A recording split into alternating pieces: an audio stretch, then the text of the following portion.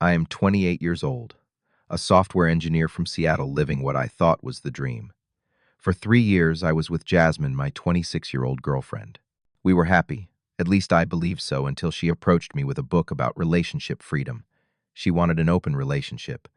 I reluctantly agreed because I loved her more than anything. Looking back, I should have seen the red flags waving frantically in front of my face. Before I tell you how my girlfriend's request turned my life upside down, let me know where you're watching from. Drop a comment and hit that subscribe button if you've ever felt trapped in a relationship where the rules suddenly changed. I met Jasmine at a tech conference 3 years ago. She was standing by the coffee station wearing a vibrant blue dress that contrasted beautifully with her dark hair. What caught my attention was not just her appearance, but how she confidently discussed blockchain technology with two senior developers. I gathered my courage and joined their conversation, offering my perspective. When the others left, Jasmine and I continued talking for hours. There was an immediate spark between us, that rare connection where conversation flows effortlessly. Jasmine worked as a freelance graphic designer, creating stunning visual identities for startups. Her creative mind and free spirit were what initially attracted me. She approached life with curiosity and openness that balanced my more analytical, structured way of thinking. Our first date was at a small Italian restaurant downtown, where we talked until the staff politely informed us they were closing. By our third date, I knew there was something special about her. After dating for a year, we decided to move in together. Our apartment became our sanctuary, filled with her artwork and my tech gadgets. Weekends were spent exploring hiking trails around Washington, cooking elaborate meals together, or simply lounging on our balcony discussing future plans. We talked about marriage, perhaps children after a few years. Jasmine would design our dream house while I would figure out the smart home technology to make it perfect. We were building something beautiful together, or so I thought. Our relationship was not without its challenges, but we always managed to work through them with open communication. When Jasmine took on a major project that required late nights, I supported her by handling more household responsibilities. When I struggled with anxiety during a difficult project at work, she was my rock. We complemented each other in ways that made our relationship feel solid and lasting. The first signs of change came about 6 months ago.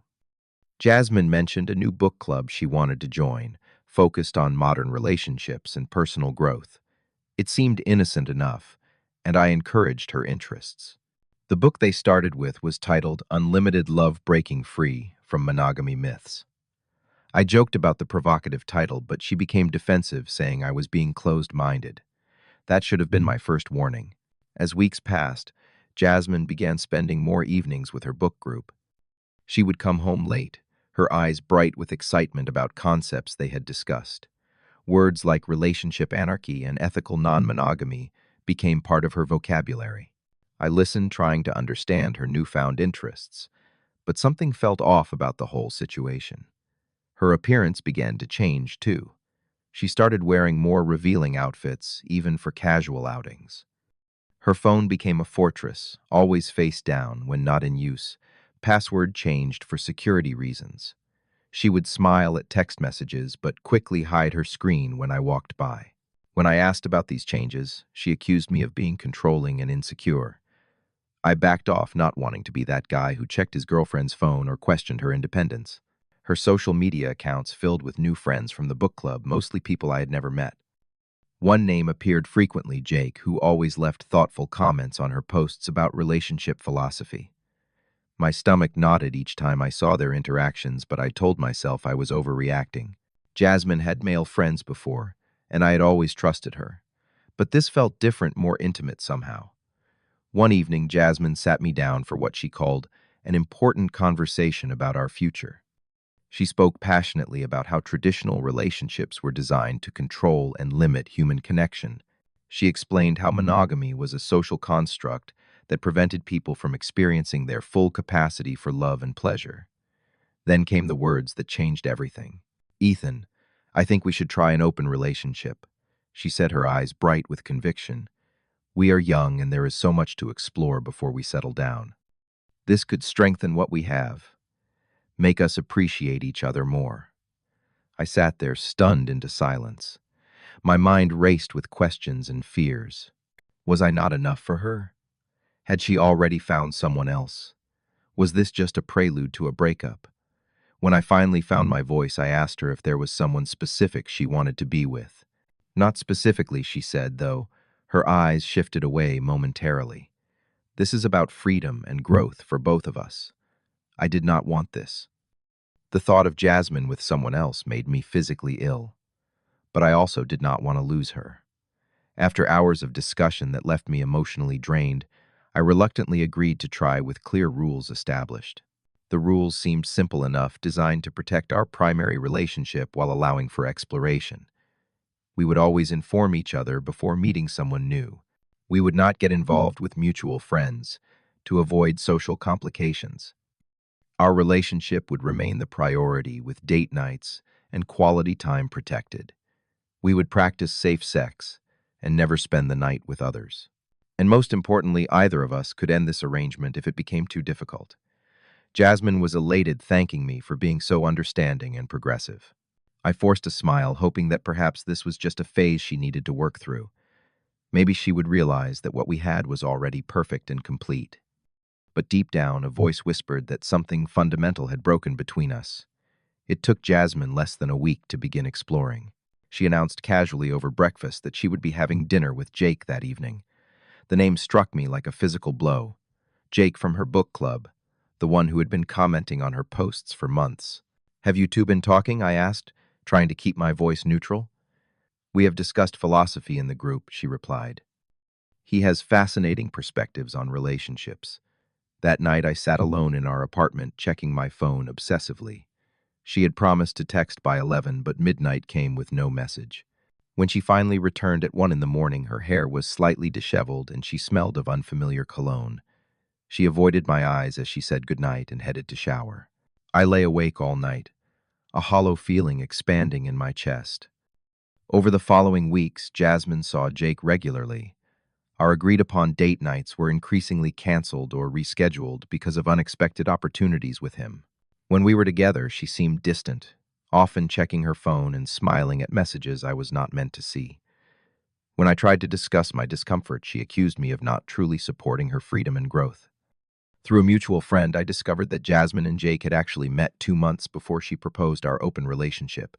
They had been messaging privately since then, developing a connection while she was still exclusively with me. The revelation hit me like a truck. She had not wanted an open relationship for philosophical reasons, or for both our benefit. She had wanted permission to pursue someone she had already developed feelings for, without the guilt of cheating. I confronted her with this information, and after denying it initially, she admitted they had been emotionally connecting before. "But I did not act on it physically until we had our agreement," she said, as if that made everything okay. I felt used, manipulated, like a fool who had been tricked into giving permission for his own betrayal. As Jasmine spent more time with Jake, I found myself alone and adrift. None of my friends understood our arrangement, most suggesting I simply end the relationship. But 3 years is not something you throw away easily. I still loved her, or at least the person I thought she was. And pride kept me from admitting I had made a terrible mistake in agreeing to this arrangement. It was during this low point that I ran into Sophia at a local coffee shop. Sophia was Jasmine's best friend from college, a music producer with an infectious laugh and straightforward personality. We had always gotten along well at social gatherings, but had never spent time alone together. "You look like you have not slept in weeks," she said, sliding into the chair across from me without invitation. "That obvious, huh?" I attempted a smile. "Jasmine told me about your new arrangement," she said, her expression unreadable. "How is that working out for you?" Something about her direct question broke through my facade. Before I knew it, I was telling her everything: my doubts, my hurt, the discovery about Jake. Sophia listened without judgment, occasionally nodding in understanding. "I warned her this was a bad idea," she finally said. Not the open relationship concept itself, but the way she went about it. It was dishonest from the start. Her words validated feelings I had been suppressing for weeks. We talked for hours long after our coffee had gone cold. Sophia shared her own experiences with relationships that had ended because of misaligned expectations. There was something refreshing about her honesty, her refusal to sugarcoat difficult truths. That coffee meeting turned into regular text conversations. Sophia would check in on me, offering a perspective that helped me understand my situation better. She sent me articles about healthy relationships and boundaries that made me question whether what Jasmine and I had was worth saving at all. We began meeting occasionally, always in public places, just talking. Sophia was everything Jasmine used to be: attentive, present, genuinely interested in my thoughts and feelings. She valued monogamy and building deep, meaningful connections. She believed in working through problems rather than seeking escape through novelty. The more time we spent together, the more I recognized what had been missing in my relationship with Jasmine. "She does not deserve you," Sophia told me one evening as we walked through a park after dinner. "You deserve someone who chooses you every day, not just when it is convenient." I knew she was right, but ending a 3-year relationship was not simple. And there was another complication: I was developing feelings for Sophia, my girlfriend's best friend. The ethical implications were not lost on me. Even in an open relationship, there were boundaries, and this would certainly cross one. Yet the connection between us felt genuine and powerful in a way I could not ignore. As my emotional connection with Sophia deepened, Jasmine grew bolder in her disregard for our agreed rules. The final straw came when she casually announced she would be spending the entire weekend with Jake at his cabin outside the city, directly breaking our no overnights rule. "We want to go hiking and stargazing," she explained, already packing her bag. "It does not make sense to drive back and forth." "That breaks one of our main rules," I pointed out. She rolled her eyes. "Rules can evolve, Ethan. That is the whole point of growth." After she left, I sat in our empty apartment feeling a strange mix of anger and liberation. The relationship I had fought to preserve was already gone, replaced by something unrecognizable. I texted Sophia on impulse. "Free tonight." She invited me to a jazz club where a friend of hers was performing. The music was soulful and melancholic, perfectly matching my mood. We shared a bottle of wine, sitting close enough that our shoulders touched. When her hand found mine in the darkness, I did not pull away. "What are we doing, Sophia?" I asked as we left the club, the night air cool against my skin. "Whatever feels right," she replied, her eyes searching mine. "No games, no manipulation." We ended up at her apartment, a cozy space filled with musical instruments and art that reflected her personality. One kiss led to another, and soon we were tangled together, finding comfort and connection in each other's arms. With Sophia, everything felt natural and honest in a way it never had with Jasmine. There was no performance, no holding back, just two people truly seeing each other. The morning light filtered through Sophia's curtains, waking me from the deepest sleep I had had in months. For a moment, I felt a pang of guilt, quickly replaced by an unexpected sense of clarity. Next to me, Sophia stirred and opened her eyes. "Regrets?" she asked softly, reading my expression. "Surprisingly, no," I replied truthfully. "Just processing." Over coffee, we talked about what had happened and what it meant. Sophia admitted she had always been attracted to me, but had respected the boundaries of my relationship with Jasmine. "Even when she suggested opening your relationship, going there would have felt wrong," she explained. "Until I saw how much she was hurting you, how the rules only applied to you and not to her." Her words crystallized something I had been feeling but could not articulate. The open relationship had never been about mutual growth or exploration. It had been a convenient way for Jasmine to pursue Jake without being labeled a cheater, and I had been too afraid of losing her to see it. "I need to end things with her," I said firmly. "Regardless of what happens between us, this relationship is over." Sophia nodded, understanding the complexity of the situation. "She will not take it well, especially when she finds out about us." "You know that, right?" I did know. Despite her own freedom to see other people, Jasmine had always been possessive in certain ways. And Sophia was crossing a line that went beyond our open relationship agreement. "This would get messy." "I will handle it," I assured her. "I need to do this face to face." When Jasmine returned Sunday evening, she was relaxed and happy, talking excitedly about her weekend with Jake. She did not even ask how I had spent my time alone, too caught up in her own experiences. I let her talk, waiting for the right moment to speak my truth. "Jasmine, I need to tell you something," I finally said when she paused for breath. "Our relationship is not working for me anymore. I want to end it." Her expression shifted from confusion to disbelief. "Is this because of the weekend away? I told you we can adjust the rules." "It is not about the rules." I replied. It is about honesty and respect. You wanted this arrangement to be with Jake, someone you were already interested in before you ever mentioned an open relationship. You manipulated me into agreeing. Her face hardened. That is not true. I wanted us both to grow. There is more, I continued, knowing the next part would be the explosion point. I slept with Sophia last night. The silence that followed was absolute. Jasmine stared at me, her face draining of color before flushing with rage. My best friend, are you fucking kidding me? She screamed. That is completely different. She is off limits. Why? I asked calmly. Because you made a rule that benefits only you. Because Jake is acceptable. But my choice is not. She is my best friend. She has known me for years. How could you both betray me like this? Tears streamed down her face now, but they were tears.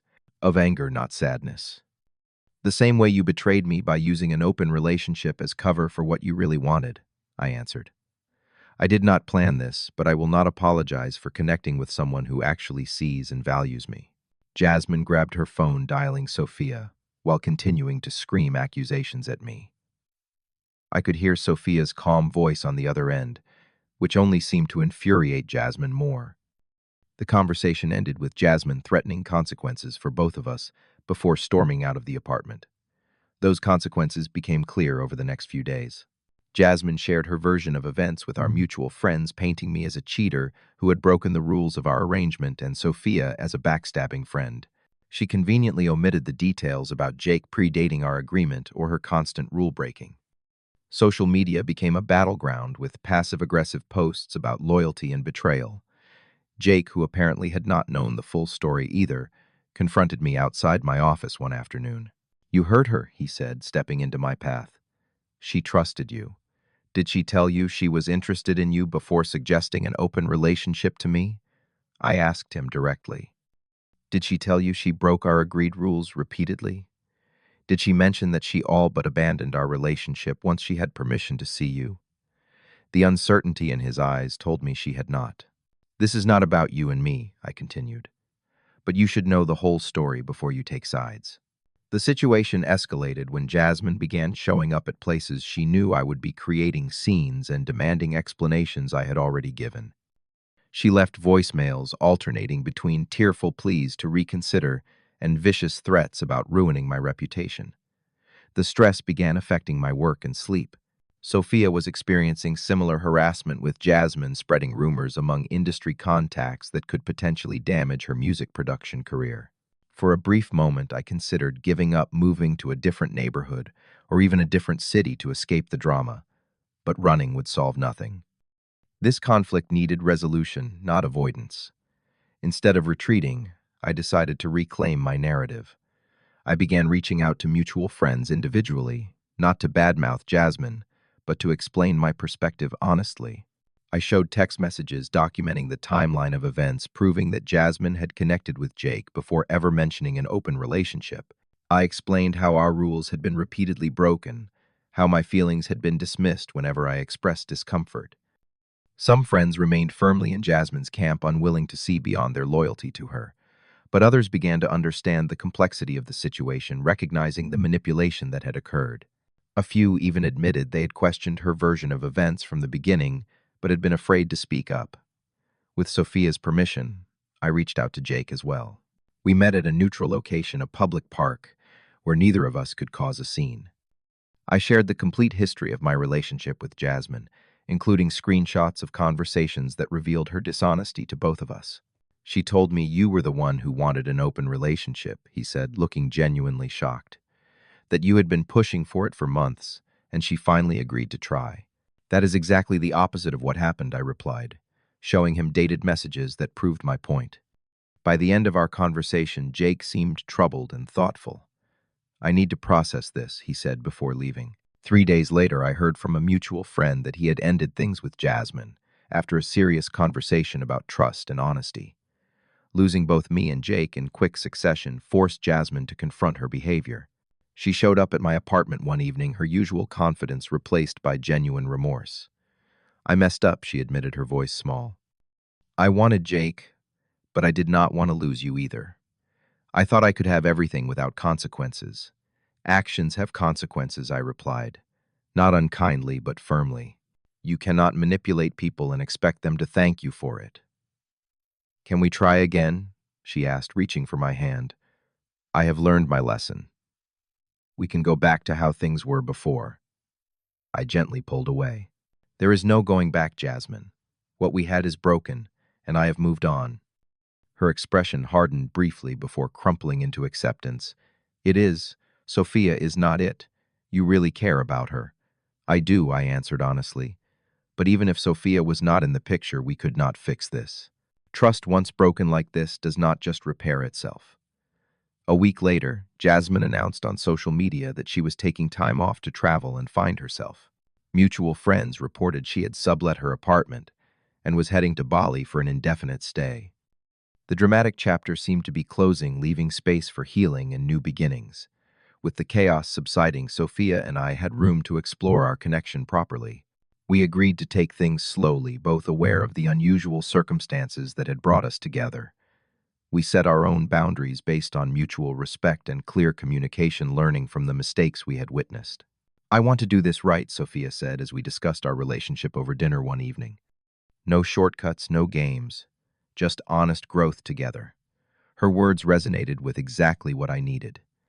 We spent time getting to know each other deeply, sharing hopes and fears, discussing values and future goals. We discovered shared passions for travel, music, and eventually building a family. The foundation we built felt solid and true, constructed with care rather than convenience. 6 months after the dramatic end of my relationship with Jasmine, Sophia and I moved in together. Our home became a place of creativity and peace, filled with her music and my tech projects, blending our separate lives into something harmonious. There were challenges, of course, as all relationships face, but we approached them as a team with respect for each other's boundaries and needs. The journey from betrayal to healing taught me invaluable lessons about self-worth and authentic connections. I learned that real love does not require manipulation or rule-bending. It thrives on honesty and mutual respect, even when difficult truths must be faced. I discovered the importance of listening to my instincts when something feels wrong, rather than convincing myself to accept discomfort for the sake of keeping peace. Most importantly, I learned that healthy boundaries are not restrictions but foundations for genuine intimacy. By clearly defining what I would and would not accept in a relationship, I created space for a connection that enriched rather than depleted me. The pain of betrayal eventually transformed into gratitude for the growth it forced and the authentic love it ultimately led me to discover. Have you ever experienced someone changing the rules of your relationship to benefit only themselves? How did you handle it? Share your story in the comments below. If this resonated with you, please subscribe to hear more real-life experiences and lessons learned the hard way. Hit that like button if you believe in the power of setting healthy boundaries, and share this video with someone who might need to hear that they deserve better. Thank you for listening. And remember, sometimes you have to weather the storm to realize you deserve the sunshine.